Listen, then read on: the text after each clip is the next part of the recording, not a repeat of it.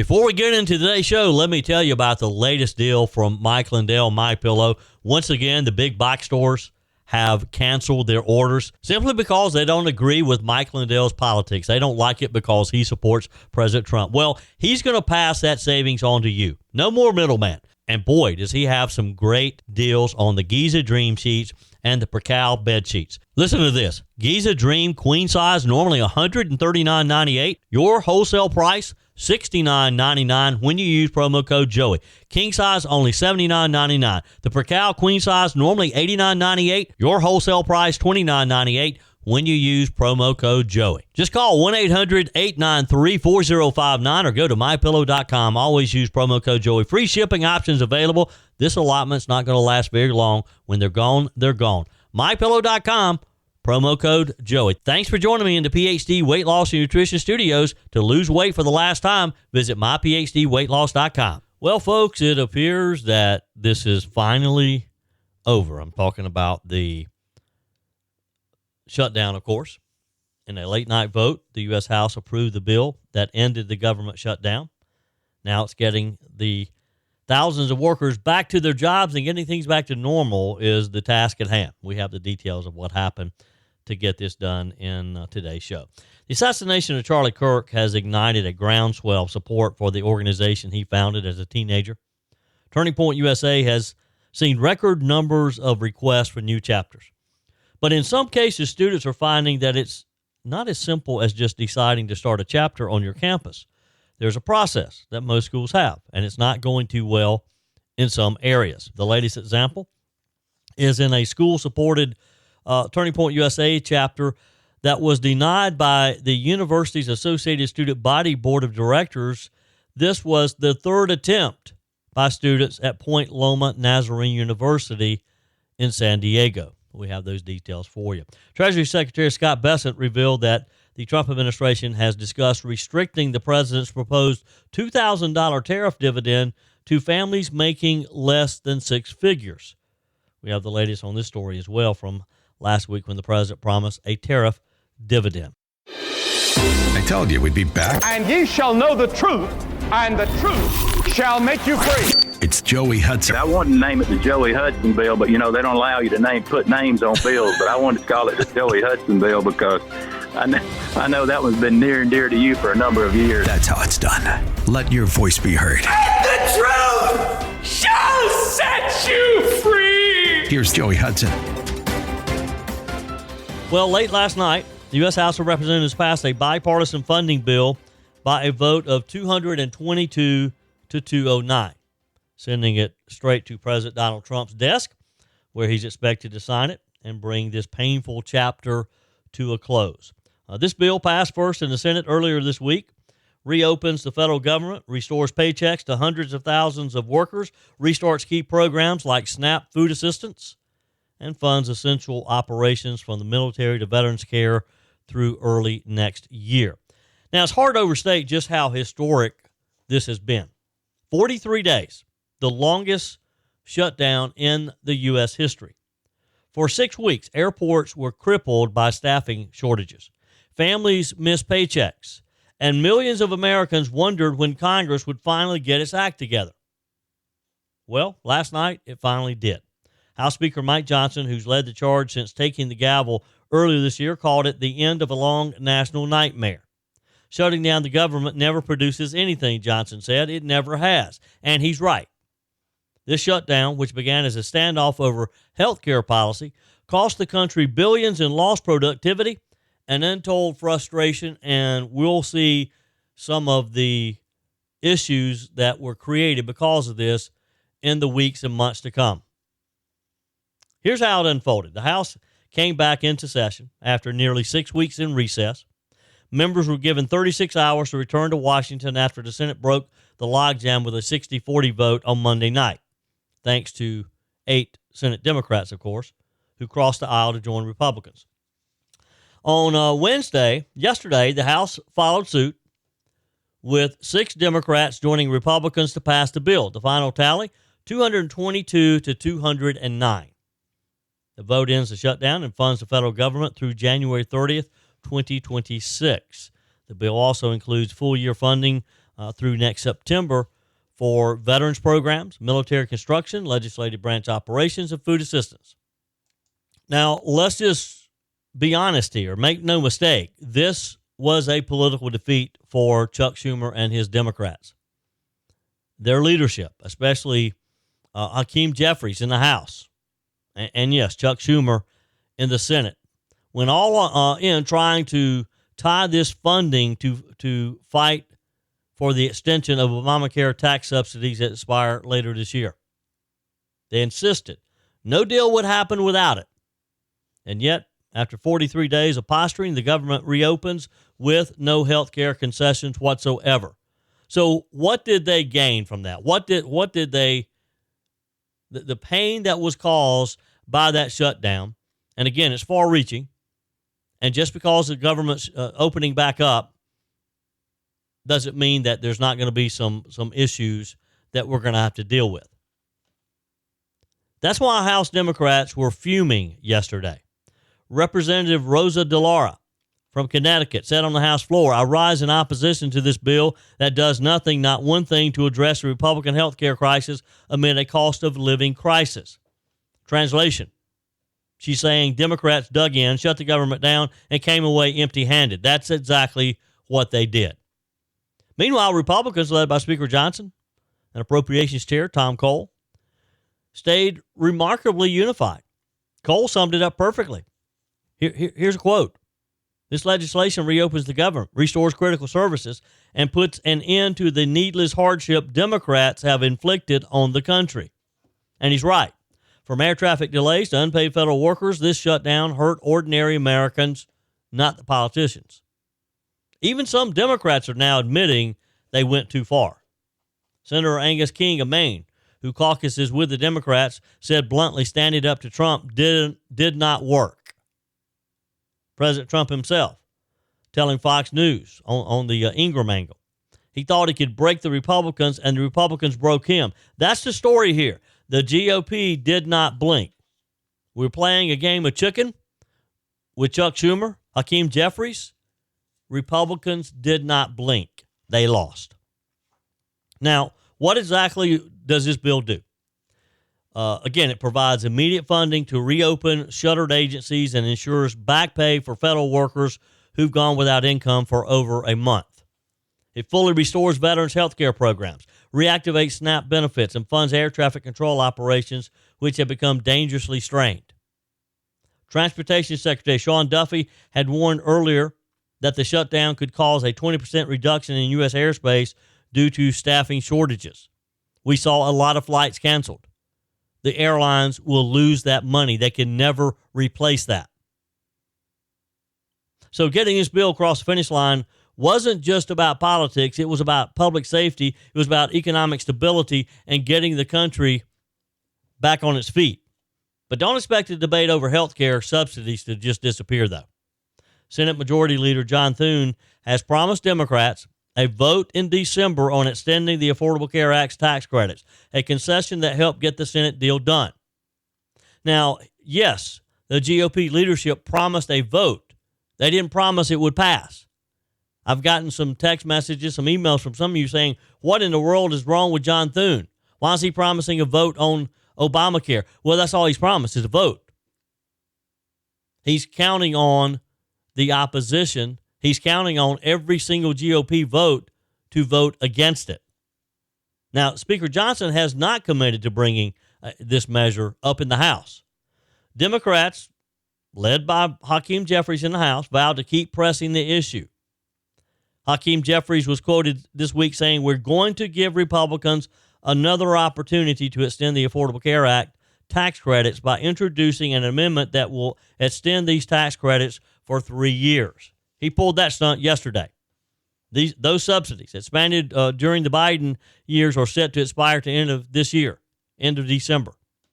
So the next funding battle could circle right back to the same issue. There's a bigger takeaway here, though. This shutdown was supposed to be a test of Republican unity under President Trump's leadership.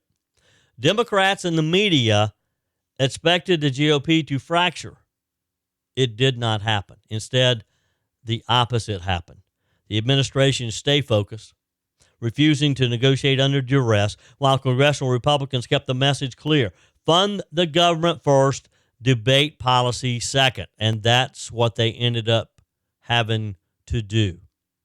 And now, with the government reopening on their terms, that discipline has paid off.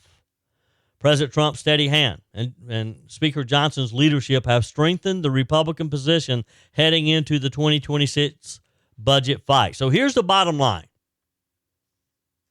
After 43 days of gridlock, the American people finally get their government back, and the Democrats get a hard political lesson. The shutdown they engineered to score points on health care became a self-inflicted wound that's going to hurt badly. The Republicans held firm, passed a clean funding bill, and reopened the country without caving to partisan demands. President Trump said it best. He thought he could break the Republicans, and the Republicans broke him. And that's where we stand today. Hey, it's Joey Hudson. The holidays are here, and while most people are adding pounds, what if you could start 2026 feeling lighter and more confident? I lost over 30 pounds with PhD weight loss, and it completely changed how I think about food. My coach showed me what to eat, how to handle the holidays, and how to enjoy meals without guilt. At PhD, their metabolic reset system helps your body burn fat first so you lose weight naturally and you keep it off. No starvation diets, no crazy workouts, no drugs, just a smarter science-based system that actually works. And right now, for November only, PhD Weight Loss is waiving your consultation fee, adding 2 free weeks to your program, and even covering the cost of your food.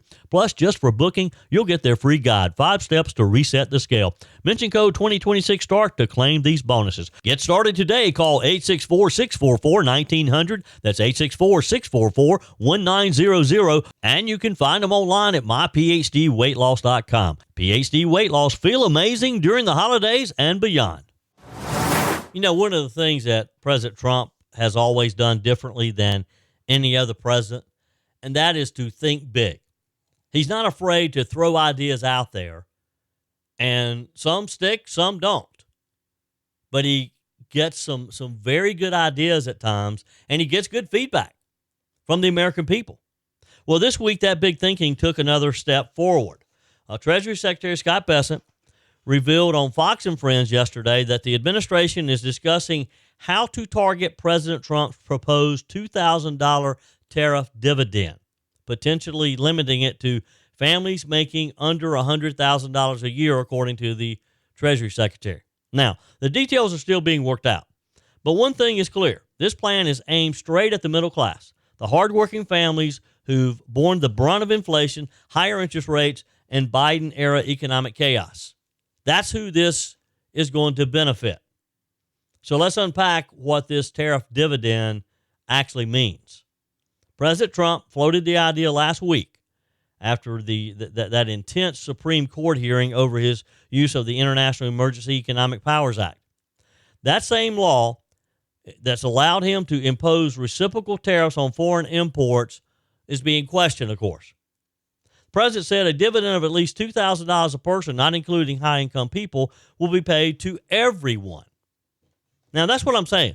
He tosses these ideas out there, and I'm sure that some of his staff are thinking, please, please just sit down and be quiet. Because he tosses these ideas out before, I think in some cases, he even thinks them through. In other words, in this case, if the U.S. is bringing in revenue from tariffs, the American people ought to see the benefit, not just Washington bureaucrats or special interests. That's the point the president was making. Treasury Secretary Bessent clarified this week that one option under discussion is restricting those dividend payments to families earning under 6 figures. Again, $100,000. Roughly the same income threshold used for the COVID-era stimulus checks. Bessent told Fox and Friends there are a lot of options here. Those would be for families making less than $100,000, and when pressed on whether that limit was final, he said it's in discussion. So no comments yet, no commitments yet. The administration is fine-tuning this, is the translation to this. But the focus is crystal clear. Main Street, not Wall Street. That's what President Trump, those are the people he's trying to help. So there's a few ways that this could play out. First, as Bessent explained on ABC this week, the, quote, dividend might not be a physical check like we saw during COVID. It could take other forms, tax reductions, payroll relief, or expanded deductions tied to the One Big Beautiful Bill Act and the massive tax and growth package that President Trump signed earlier this year. That law already included Trump accounts, automatic $1,000 deposits for every child born between 2025 and 2028, designed to give the next generation a financial head start. So this tariff dividend could be layered right on top of that, we're told, adding another shot of relief for working families without exploding the federal budget. Bessent summed it up this way. What we did with the tax bill is financing the president's no tax on tips, overtime, and Social Security refunds. The big refunds you're going to see are a result of that. Now let's talk about dollars and cents. If the full $2,000 dividend were paid to every adult in America, every legal adult, analysts say it could cost roughly $464 billion, similar to one of the COVID-era stimulus rounds. But if it's limited to families under 100,000, the price tag drops to around $300 billion. You're going to shave off $164 billion. That's a lot of money. There's still a hefty sum. I mean, $300 billion is a hefty sum. But it's important to remember that these payments would be financed not through debt, but through tariff revenue. Thus, the reason it's being called a tariff dividend. The government collected about $90 billion in IEEPA tariffs and nearly $196 billion total in all import duties in fiscal year 2025. That number could rise dramatically if President Trump expands his tariff policies in 2026, especially against countries like China that continue to manipulate trade. The idea is very simple. American companies have paid the price for decades of bad trade deals. Now, under Trump's policy, foreign exporters pay that bill. It's just that simple. And American families can potentially reap the reward. Of course, not everybody's on board, as you can imagine. Some fiscal hawks in Congress are already grumbling about the cost. Senator Bernie Moreno of Ohio said bluntly, it'll never pass. We have a $36 trillion debt. That's a fair concern. But remember, these aren't unfunded giveaways. They're returns on revenue the government is already collecting. Think of it like a shareholder dividend. And who are the shareholders of this country? You and I, the American people. That's who the shareholders are. And frankly, if Washington can find billions for foreign aid and bloated agencies, it can find a way to return a fraction of our tariff income to working families trying to afford groceries, rent, and their gas. Now, the biggest hurdle may not be Congress. Could be the U.S. Supreme Court. If the court rules against Trump's use of the IEEPA tariffs, that's a mouthful, IEEPA. The tariffs, the administration could lose the legal authority to collect or distribute those funds. Or in a worst case scenario, even have to refund importers, which would be a disaster. That's why this case is so important. The Trump team argues the president has full constitutional authority to impose tariffs that protect American industries and jobs. Bessent hinted that the administration is confident the justices will side with them. We'll see. Let's hope that the Supreme Court backs the president. Good news as we, of course, celebrated the vote to reopen the government last night. Prior to that happening, though, the Transportation Department had already announced that it was freezing its phased-in flight cuts for 40 busy airports nationwide, saying it will maintain a 6% reduction at those locations instead of the 10% that they were working towards because they were anticipating at the time the bill passing, which it did. DOT did not say when these restrictions will completely end. The department had imposed the reductions late last week, citing fatigue among unpaid air traffic controllers, and then ramped them up Tuesday, provoking widespread cancellations that heightened the pressure for lawmakers to resolve the government shutdown. DOT cited a rapid decline in controller call-outs as the reason for the latest decision, which it announced late yesterday afternoon. On the text line, Phil says a majority of mortgages are not held for the whole term. Used to be the average mortgage was held 7 to 10 years. I don't know what that number is today. People move, trade up, trade down, etc. Yeah, I understand that, Phil. And I've had a number of you email me and text me that same observation. You buy a house, 7 years, 10 years in, whatever, you decide to move up. So you sell it and you get a new mortgage and you're starting over. This is in response, I know, to me talking about the 50-year mortgage.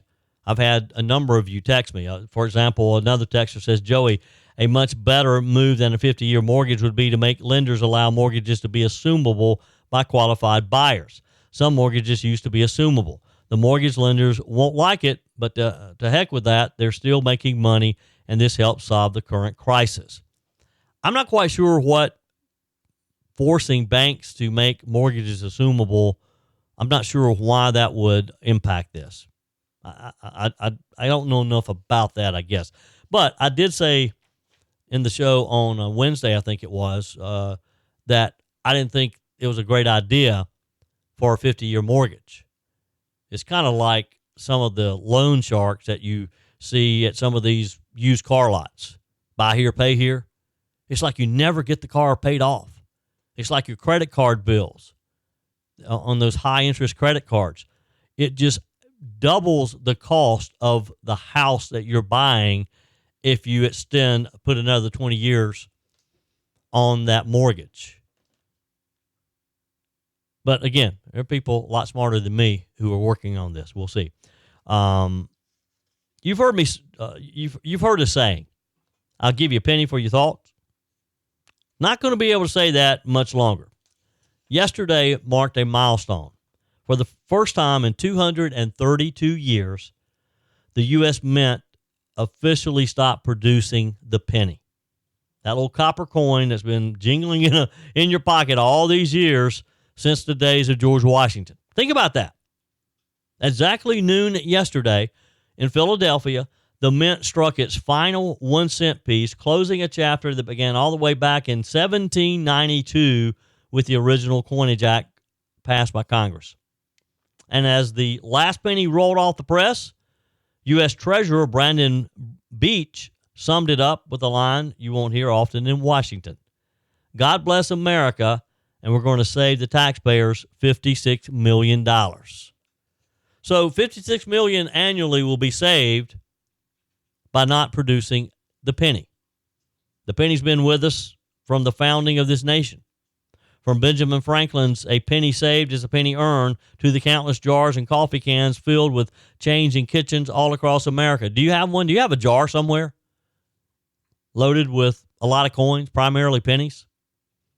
It'd be interesting if we had some way of finding out how many, I'm going to say probably billions of dollars, are in people's closets in a jar by way of pennies.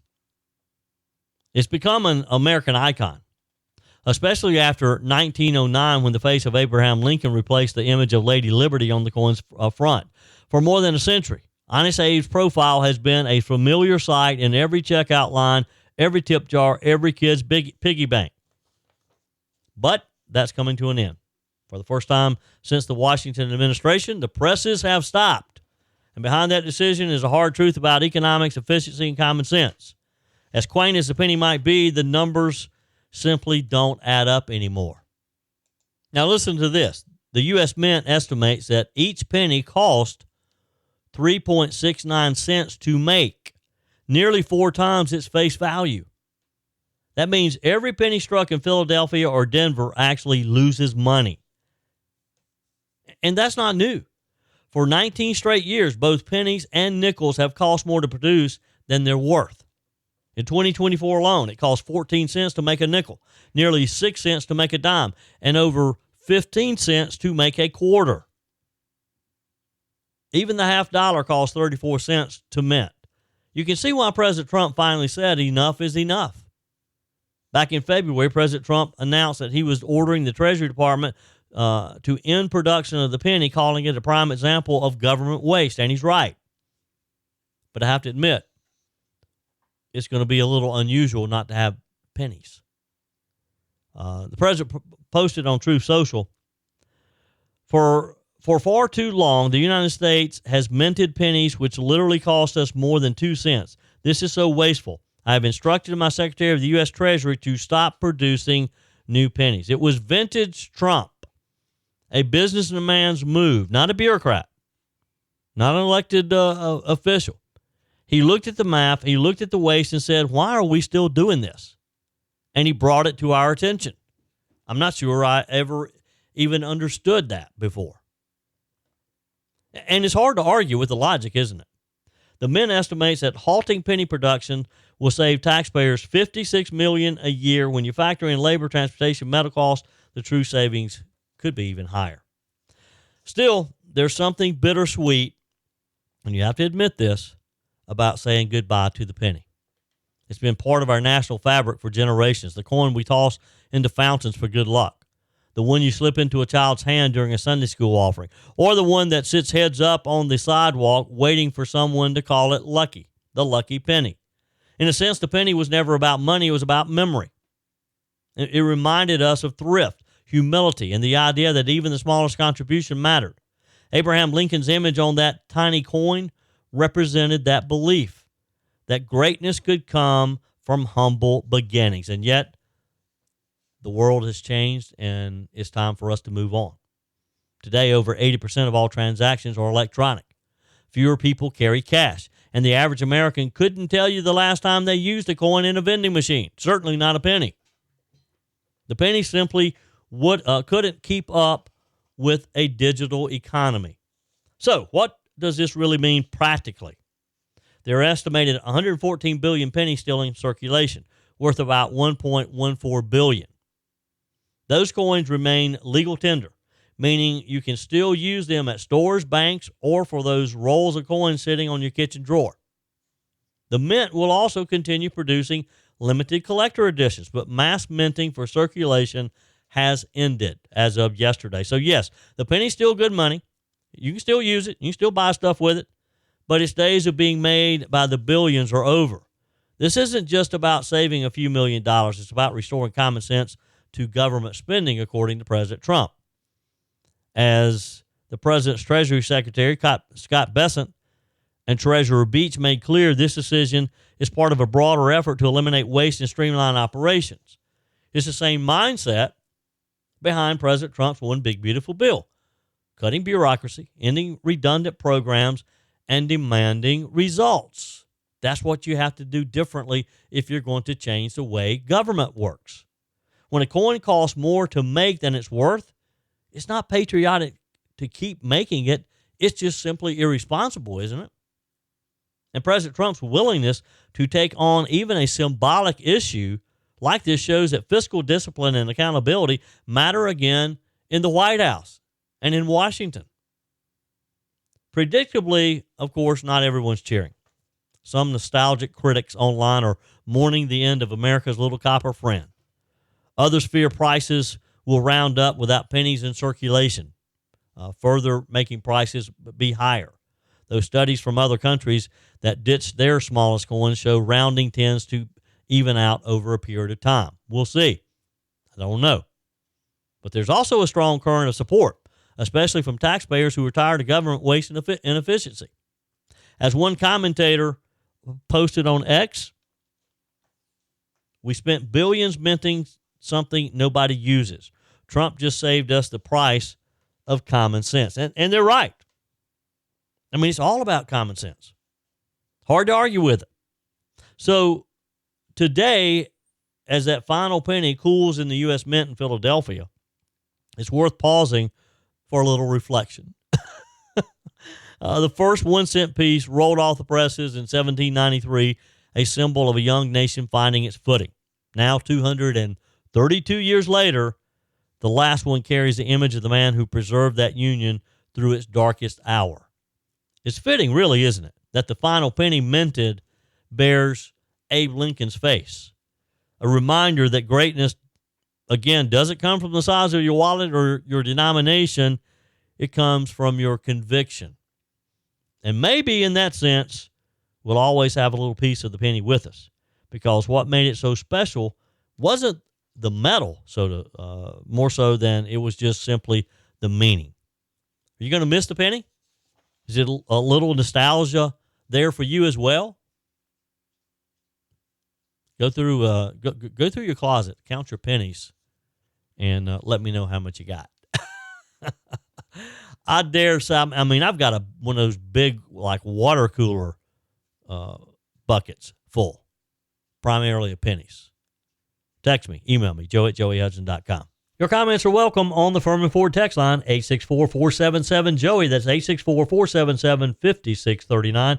Emails always welcome, joey@joeyhudson.com. Speaking of the Firmin Ford text line, it's never been more important to support locally run businesses owned by people who actually live here in the upstate. Let me take a minute to talk with you about our friends at Firmin Ford. If you're looking for a new vehicle, maybe a great pre-owned vehicle, one you can trust, or maybe you're looking to order that special vehicle.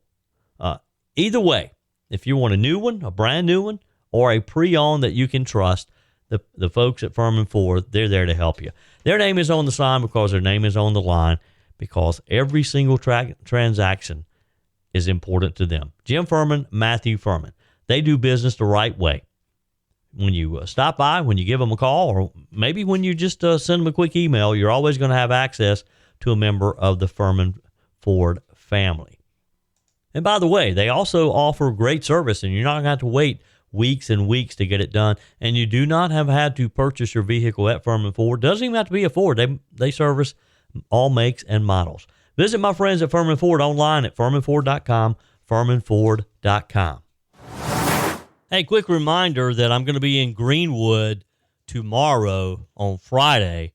It's a big milestone for one of the upstate's most respected law firms, McCravey, Newland, Sturkey, and Clardy, and my buddy, John McCravey. You hear me talking with Representative John McCravey quite a bit. He's just a trooper. He is a defender of life in the state legislature. And his law firm is celebrating 30 years of serving clients. And boy, I'm going to be over there in Greenwood helping him celebrate. And I hope you'll come by and join us. This is between 11:30 a.m. and 2 p.m.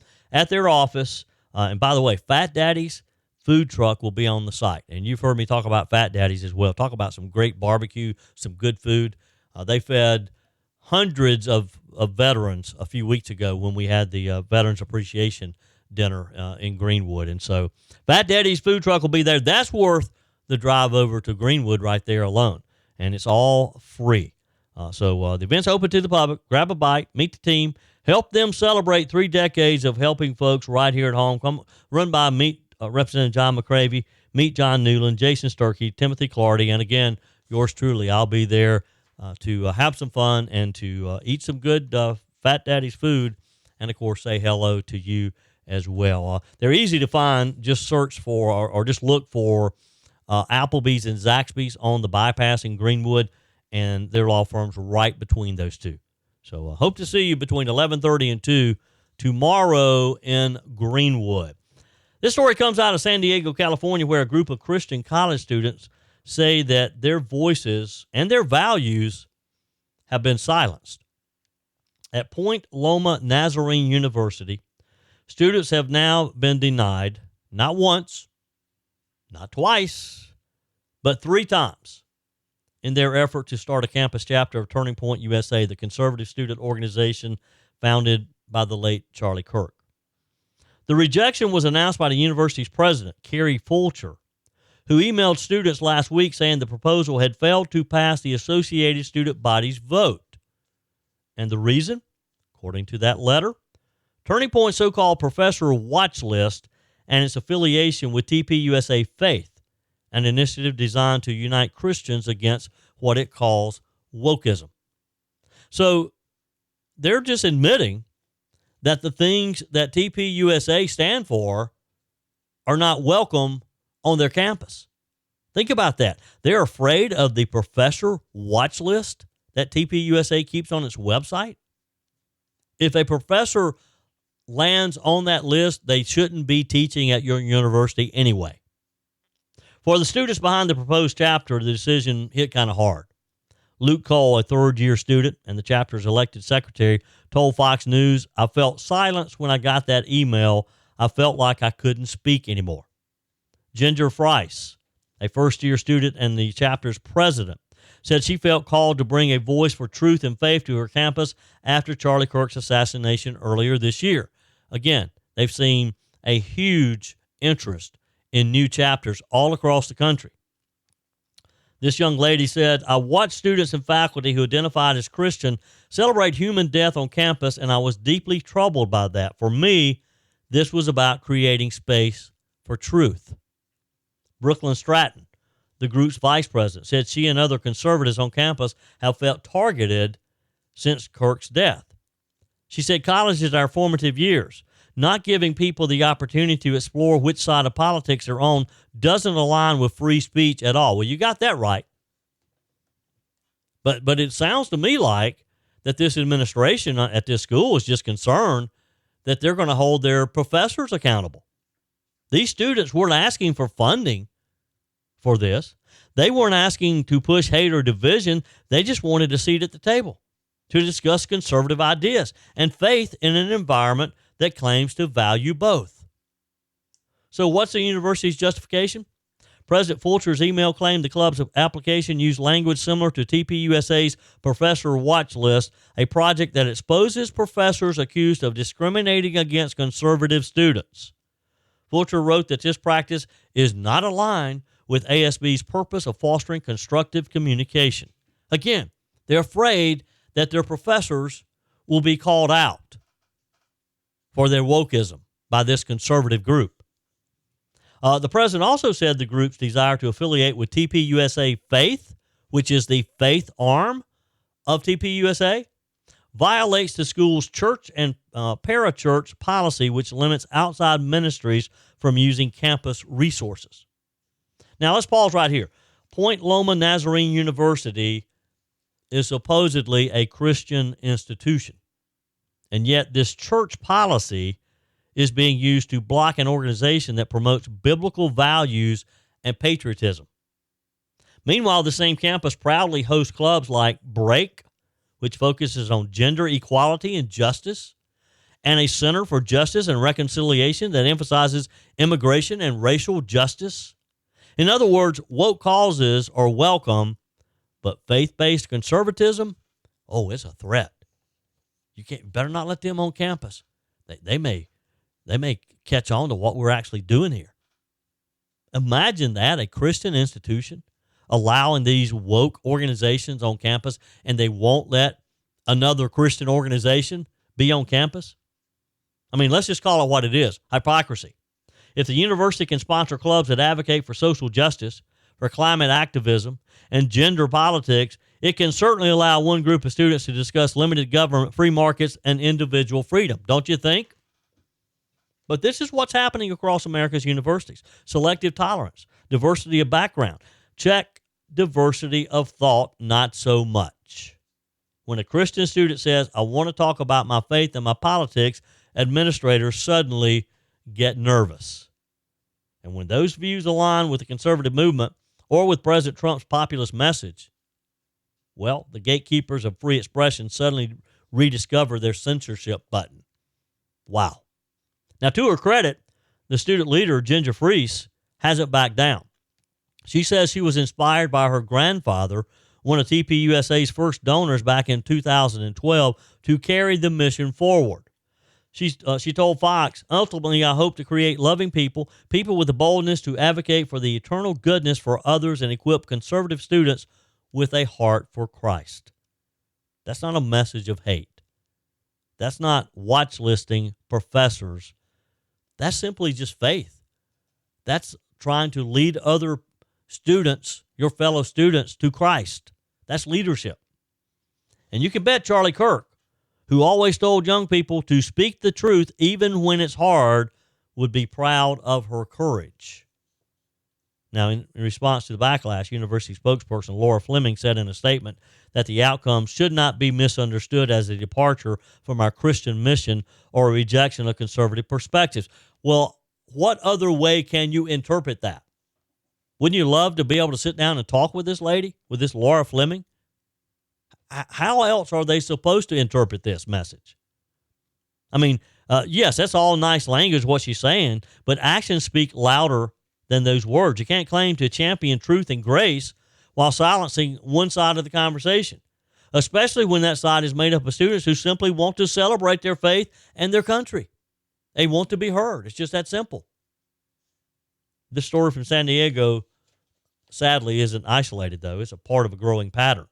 Across the country, Christian universities are drifting away from their roots, adopting the same speech codes, diversity mandates, and woke ideology that dominate secular campuses. They'll host drag shows, but ban conservative speakers. They'll champion diversity, but suppress biblical worldviews. And in this case, Point Loma's administrators have made their stance clear. Justice is welcome, but Jesus mixed with conservatism simply cannot be tolerated. That's the tragedy of what's happening in higher education. Not just the loss of free speech, but the loss of moral courage as well.